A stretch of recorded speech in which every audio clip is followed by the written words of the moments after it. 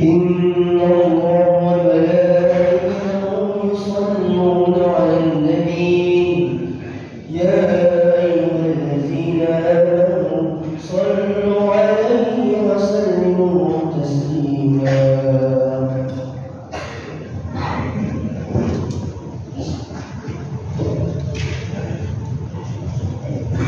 السلام عليكم ورحمة الله وبركاته.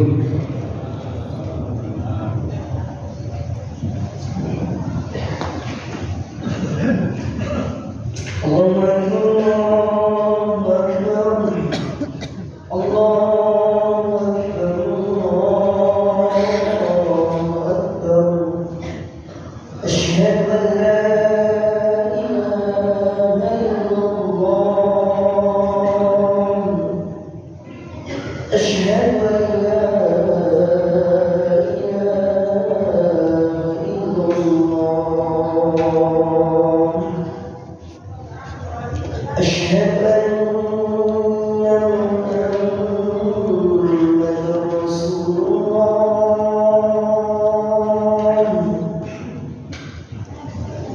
أشهد أن محمدًا رسول الله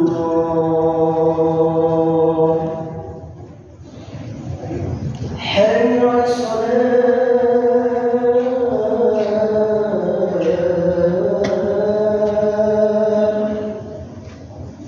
حي على الصلاة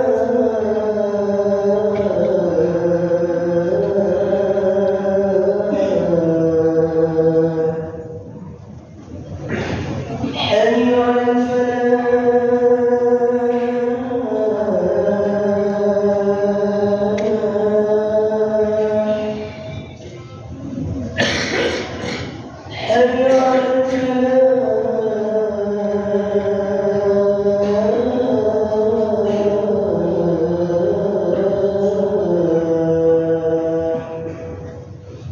الله أكبر الله أكبر لا إله إلا الله.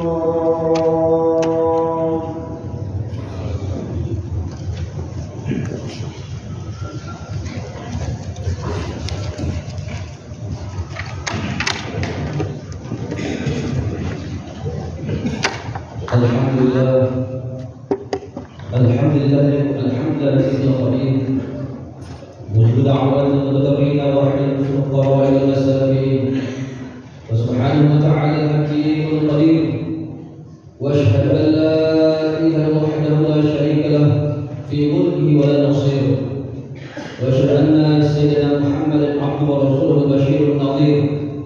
اللهم صل وسلم وبارك على سيدنا محمد وعلى اله وصحبه اجمعين. اما بعد فيا عباد الله اوصيكم واياي بتقوى الله فلتتقون. قال الله تعالى اعوذ بالله من الشيطان الرجيم بسم الله الرحمن الرحيم يا ايها الذين امنوا اتقوا الله حق تقاته ولا تموتن الا وانتم مسلمون. صدق الله العظيم. Syukur alhamdulillah kita tunjukkan kehadiran Allah Subhanahu wa taala. Tuhan yang Maha Pengasih lagi Maha Penyayang yang telah memberi kita berbagai nikmat sehingga kita dapat berbuat dan bekerja, mencari bekal hidup, berusaha dan beramal mendekatkan diri kepada Allah Subhanahu wa taala untuk memperoleh ridho dan pasangannya menuju perjalanan panjang ke negeri akhirat. Salawat dan salam kita persembahkan kepada junjungan kita Nabi besar Muhammad sallallahu alaihi wasallam beserta para sahabatnya, keluarga dan ahli warisnya sekalian. Hadirin jemaah rahimakumullah. Adapun pada kali ini khatib mengambil tema khutbah yaitu pembersih harta dan diri. Jemaah rahimakumullah. Mereka terus berusaha meningkatkan takwa kepada Allah Subhanahu wa taala dan usaha yang sungguh-sungguh tanpa mengenal bosan dan putus asa karena rahmat Allah Subhanahu wa taala. Kita berusaha terus dengan segala daya menuju puncaknya haqqa tuqatih, sebenar-benarnya takwa. Tidak boleh menyerah kepada takdir tanpa usaha. Harus berjuang tanpa mengenal putus asa karena rahmat Allah Subhanahu wa taala. Ada jurang, taklukkan dia. Ada hambatan, patahkan dia. Hanya dua pilihan, hambatan dipatahkan atau kita korban kepadanya. Dan itulah pengorbanan yang tidak sia-sia. Allah Subhanahu wa taala berfirman, "A'udzu billahi minasyaitonir rajim. Bismillahirrahmanirrahim. Ya ayyuhalladzina amanu taqullaha haqqa tuqatih wa la tamutunna illa wa antum muslimun." Yang artinya, wahai orang-orang yang beriman, bertakwalah kepada Allah dengan sebenar-benarnya takwa dan janganlah kau mati kecuali dalam keadaan Islam. Quran surah Al-Imran ayat 102. Sebenarnya takwa adalah isyarat bahwa setiap mukmin harus berusaha dengan sungguh-sungguh untuk meningkatkan iman. Yang alasan untuk tidak bersungguh-sungguh, sebenarnya takwa adalah perintah Allah Subhanahu wa taala. Jangan takwa yang separuh-separuh, jangan takwa yang main-main saja, melainkan takwa yang sebenar-benarnya. Harus diperjuangkan dengan sungguh-sungguh, jangan berjuang setengah-setengah, apalagi tidak pernah mau terlibat dalam perjuangan mencari iman. Sungguh perintah menuju puncak takwa adalah perintah untuk menyempurnakan iman dan amal soleh. Iman yang ada cacatnya tidak akan diterima oleh Allah Subhanahu wa taala. Maka tidak ada alasan untuk diam di tempat sambil menonton orang yang berjuang. Mendapatkan iman yang sempurna harus berjuang, dan setiap perjuangan pasti mendaki pengorbanan. Maka kalau tidak mendapat rumah bebas di dunia, orang harus berjuang. Bagaimana mungkin orang mendapatkan surga tanpa berjuang? Berjuang mencari iman yang sempurna sama dengan berjuang mencari surga. Adakah proyek yang lebih besar daripada proyek surga? Adakah kesenangan dunia ini yang menyamai kesenangan di surga? Sungguh tidak ada bidang proyek yang lebih besar keuntungannya di dunia ini yang bisa menyamai proyek iman yang menghasilkan surga. Sungguh adalah suatu kekeliruan yang sangat besar kalau ada orang yang tidak mau berkorban untuk mendapatkan surga yang dijanjikan oleh Allah Subhanahu wa taala kepada hamba yang beriman dan beramal saleh. Maka tidak ada alasan bagi orang yang selamat selama-lamanya kecuali mengambil proyek iman ini dengan meningkatkan pengorbanan. Disebutkan oleh para ulama, barang siapa yang telah berniat dan ikuti dengan perjuangan yang sungguh-sungguh untuk mencapai kesempurnaan iman, kemudian dia mati dalam perjuangan itu, walaupun belum sempurna imannya, maka dia akan dibangkitkan bersama orang-orang yang sempurna imannya, para anbiya, shodiqin, syuhada dan sholihin. Hadirin jemaah rahimahullah. Ibarat suatu perjalanan menuju puncak, masing-masing orang berbeda kemampuannya menuju puncak. Takwa. Ada yang memiliki harta, ada kedudukan, ada jabatan, ada ilmu dan keahlian. Itulah fasilitas yang diberikan oleh Allah untuk meningkatkan iman dan amal soleh. Maka tidak ada alasan bagi siapapun untuk diam di tempat tanpa ada usaha yang sungguh-sungguh menuju puncak takwa, mencari iman yang sempurna lewat perjuangan dan jihad di jalannya, mengeluarkan sebagian harta di jalan Allah Subhanahu wa taala, termasuk mengeluarkan zakat harta dan zakat fitrah. Adalah bagian dari perintah Allah Subhanahu wa taala yang tidak boleh diabaikan. Zakat harta untuk membersihkan harta dan zakat fitrah untuk membersihkan diri. Tentu orang akan bertanya, apakah yang dapat mengotori harta dan diri? Jawabannya ialah bahwa bagaimana manusia pasti masih tetap manusia. dia bukan malaikat, dia pasti memiliki nafsu, dan nafsu inilah yang menyeret manusia ke berbagai persoalan dan pelanggaran. Di saat membeli barang negara misalnya, terjadilah tawar-menawar dengan berbagai metode agar memberi hasil yang menguntungkan, sehingga disadari atau tidak, kadang sudah terselip kata-kata bohong yang berarti terselip pula kotoran. Demikian pula di saat menjual, kadang terselip kata-kata dusta untuk menarik perhatian pembeli. Barang ini keuntungannya hanya sedikit, padahal sudah berlipat. Di sisi lain, masih ada pula pengusaha yang sengaja membiarkan karyawannya terus bekerja tanpa perlu sholat lima waktu. Ia tidak mau menjadikan karyawan di saat sholat, karena hal itu akan menguntungkan bagi perusahaannya. Walhasil, sangat banyak hal yang menyebabkan harta menjadi kotor. Dan kalaupun tidak ada sebab yang mengotorinya, kewajiban zakat tidak akan pernah gugur, karena dalam harta itu terdapat titipan Allah Subhanahu wa taala untuk orang-orang miskin. Firman Allah Subhanahu wa taala dalam surah Az-Zariyat ayat 19, "Wa fi amwalihim haqqan lis-sa'ili wal mahrum," yang artinya, dan di dalam harta mereka itu ada hak orang yang meminta dan milik orang-orang miskin. Kaum muslimin jemaah rahimahumullah. Masalah ini pun demikian. Bagaimanapun menjaga diri tidak untuk salah, pasti akan keliru juga. Sebab manusia memang tidak akan luput dari sifat-sifat kurang. Sampai kapanpun manusia akan tetap manusia, dia bukan malaikat. Itulah sebabnya kita dianjurkan untuk terus-menerus membersihkan diri dengan jalan mengeluarkan zakat, memperbanyak permohonan ampun kepada Allah Subhanahu wa taala, dan meminta maaf kepada sesama manusia. Hadirin jemaah rahimahullah, bulan Ramadan yang mulia ini adalah waktu yang paling tepat untuk membersihkan harta dan diri. Apalagi zakat fitrah yang memang tepatnya justru di bulan Ramadan ini. Sungguh sangat disayangkan kalau zakat fitrah yang hanya sedikit dan sekali dalam setahun itu dilalaikan orang yang merasa tidak mampu. Padahal persiapan lebaran yang beraneka hidangan dan pakaian baru bisa disiapkan. Hal ini adalah kelalaian yang sangat besar dan tidak patut untuk dibiarkan. Allah Subhanahu wa taala mewajibkan kita untuk membersihkan harta dan diri. Sesungguhnya bukan untuk kepentingan Allah Subhanahu wa taala, melainkan untuk kepentingan kita juga. Antara wa taqasma rabbi fa shalla, yang artinya sungguh beruntung orang-orang yang mensucikan diri, kemudian mereka mengingat Allah dan melaksanakan sholat.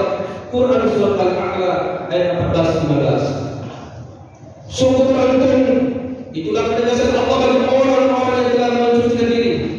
Dan kalau Allah telah menyatakan beruntung, sudah pasti tidak ada orang yang berani mengatakan merugi. Beruntung pertama, setiap orang yang mengeluarkan harta dari Allah Subhanahu wa taala, termasuk dalamnya zakat harta dan zakat diri, berarti dia telah menjadi hubungan dengan sesama manusia. Dan dengan hubungan ini akan lahirlah simpati. Bila simpati telah berkembang, lama-kelamaan akan lahirlah kasih sayang. Maka dari sanalah terjadi tolong-menolong, kasih mengasihi antara satu dengan lainnya, dan si pemilik harta pun mendapat percikan keuntungan berlipat ganda. Keuntungan kedua, dia telah menghindari kemarahan Allah Subhanahu wa taala dalam hidupnya, yang berarti harta dan dirinya pasti terjamin dan dijamin amanatnya oleh Allah Subhanahu wa taala. Kalau Allah telah menjaminnya, maka tidak ada kekuatan apapun yang dapat menghancurkan diri dan hartanya.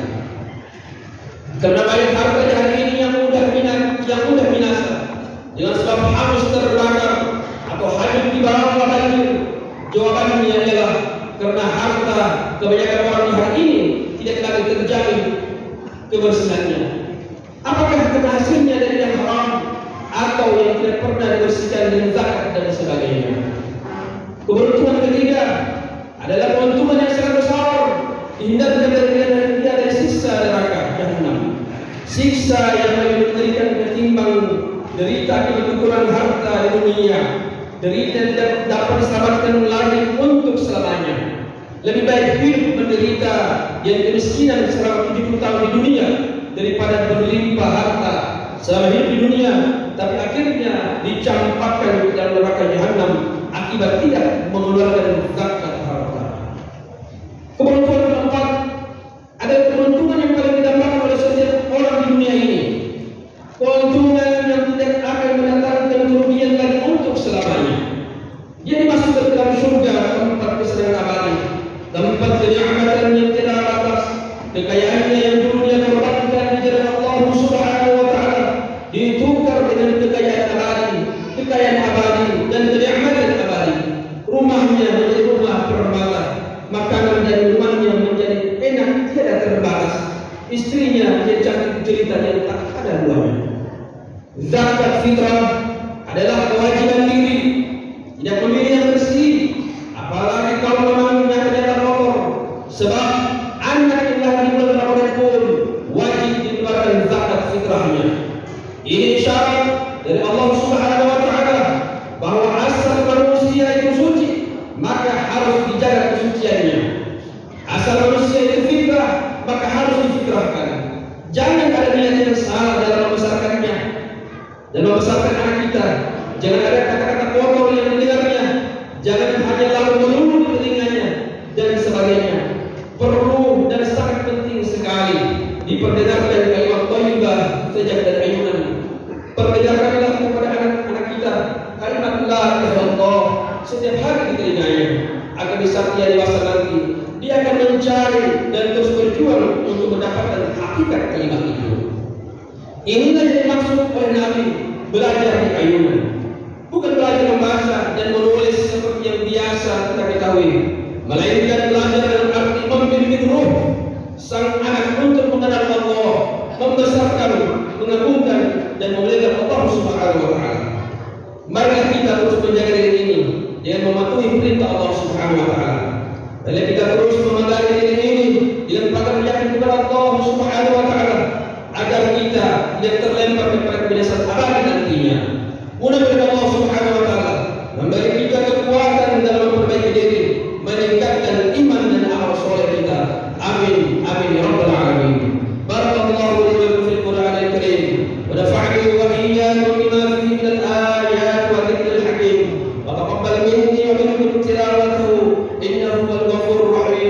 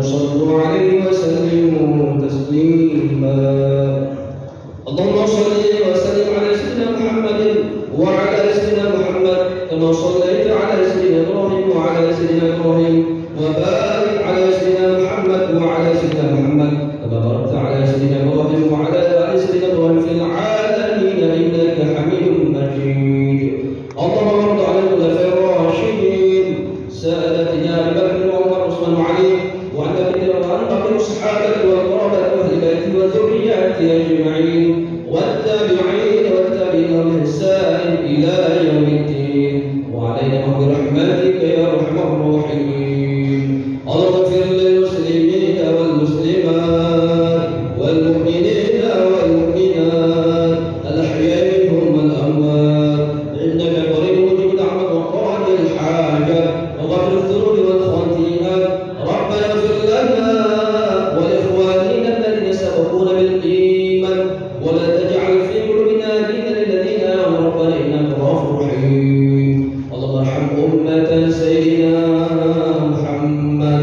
اللهم اجبر أمة سيدنا محمد، اللهم استر أمة سيدنا محمد، اللهم عاف أمة سيدنا محمد، اللهم فصل أمة سيدنا محمد، اللهم اقصد أمة سيدنا محمد، اللهم ألف بين قلوب أمة سيدنا محمد، اللهم اعصم سلطان النصر. ربنا آتنا في الدنيا حسنة وفي الآخرة حسنة وقنا عذاب النار. عباد الله، إن الله يعمل بالعدل والإحسان وإيتاء ذي القربى وينهى عن الفحشاء والمنكر والبغي يعظكم لعلكم تذكرون. واذكروا الله العظيم يشكركم واشكروه على نعمه